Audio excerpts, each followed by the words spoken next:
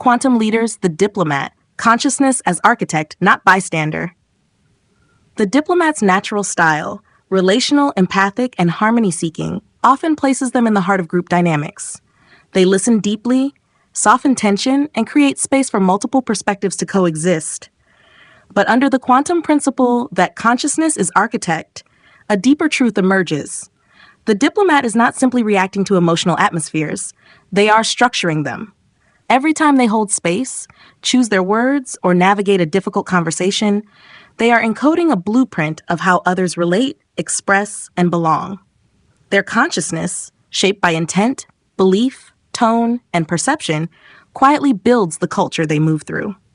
With a motivation direction of towards, the diplomat moves with the aim of creating peace, trust, and resolution. But peace is not the absence of conflict, it is the result of designed connection.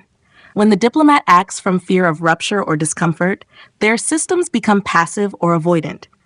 But when they bring presence, courage, and compassionate honesty into the field, their intent becomes structural. The emotional climate begins to reflect their inner clarity. Their attention focus on others gives them powerful perception. But that perception is also projection. If they view others as fragile, reactive, or difficult, they begin shaping the system around that belief, often invisibly reinforcing the very dynamic they wish to shift. But when they hold a field of respect, capability, and readiness, even if the other person hasn't yet stepped into it, they invite it forward. Their perspective creates relational design. With an external frame of reference, the diplomat relies on feedback and response. But this habit becomes unconscious architecture if not examined. If they adapt themselves to the energy around them without checking in with internal truth, they create structures that lack integrity. But when they balance attunement with discernment, their leadership designs systems of communication that are flexible without being self-erasing. Their options-based operational style supports adaptability in real time. But every choice creates relational norms. Do they always soften, defer, delay difficult truths? Or do they design moments of real honesty, skillfully delivered? The diplomat becomes a conscious architect when they recognize every conversational pathway they offer is a structure others learn to walk. Their flexibility builds behavioral architecture. Their general viewpoint enables them to feel nuance and complexity, but they are also building energetic frameworks. What is okay to feel, what is okay to say, how feedback flows. If they never name the deeper emotional truth, others may sense it's not welcome. If they always smooth tension too early, rupture remains unresolved. When the diplomat designs spaces that allow intensity, but guide it with care, they build safe containers for transformation. With a proximity work preference, the diplomat thrives in relationship, but proximity is not neutral, it's formative. Their mood, thoughts, and energetic presence shape how others feel, speak, and share. If they enter a room believing, this will be hard, the room conforms.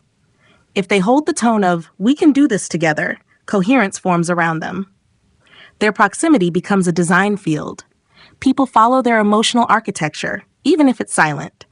Their emotional engagement is associated. They feel deeply what others feel. But if they remain merged too long, they lose their position as guide. When they oscillate into observational clarity, they begin to shape conversations with insight instead of entanglement. Their emotional design becomes intentional. When to lean in, when to hold back, when to let others speak into silence.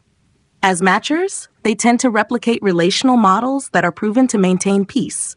But if those models rely on appeasement or non-confrontation, the emotional architecture they build becomes repressive. When the diplomat updates their frameworks, creating new structures that allow truth and repair, they become architects of trust, not just caretakers of calm.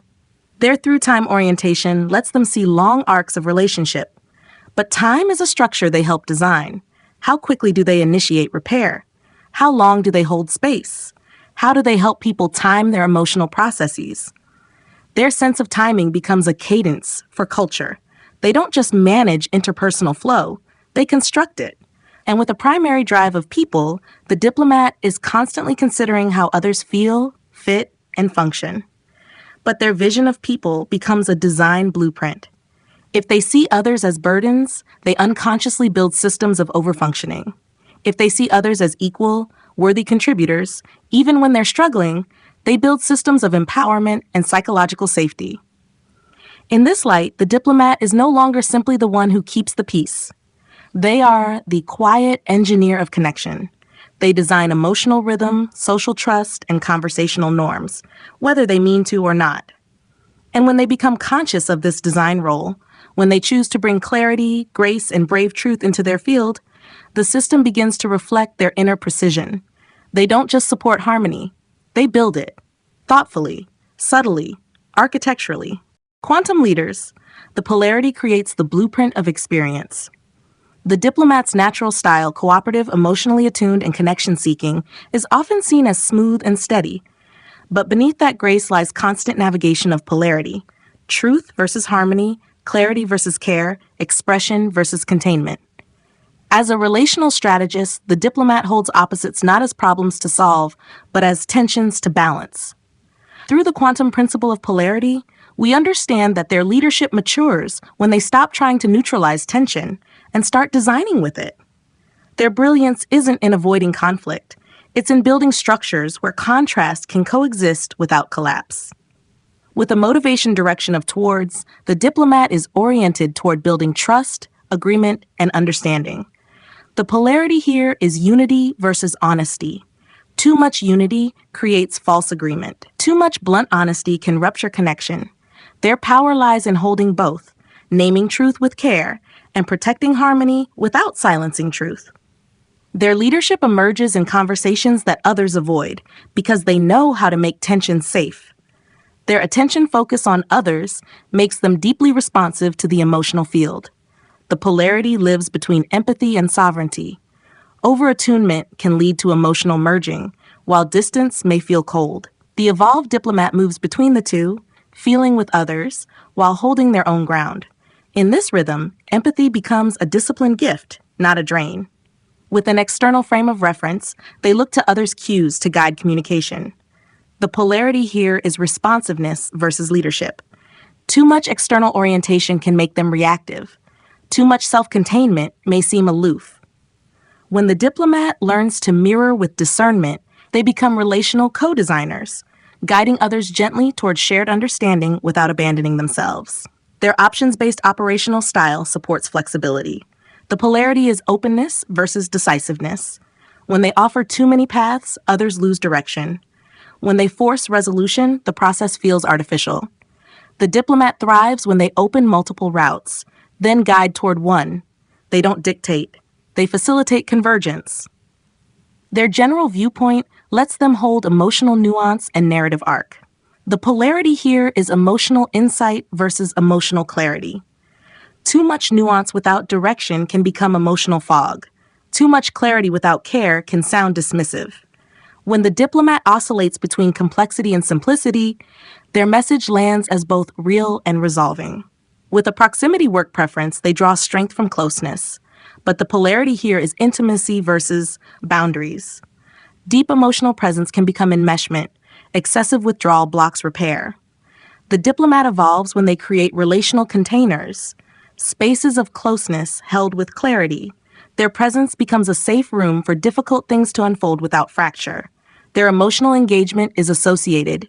They experience emotions alongside others. The polarity is resonance versus objectivity. Pure immersion leads to overwhelm. Pure detachment creates disconnection. The quantum diplomat learns when to feel fully and when to step back to guide. This shift lets them walk through emotion with others, not into it. As matchers, they align with proven relational strategies. The polarity here is tradition versus truth. Repeating methods that once built trust may now prevent it. Always innovating without structure can unsettle the field. Their strength lies in honoring the relational wisdom of the past while inviting new ways to connect. They evolve what has worked without abandoning what made it work. Their through-time orientation gives them intuitive pacing. The polarity is patience versus timing.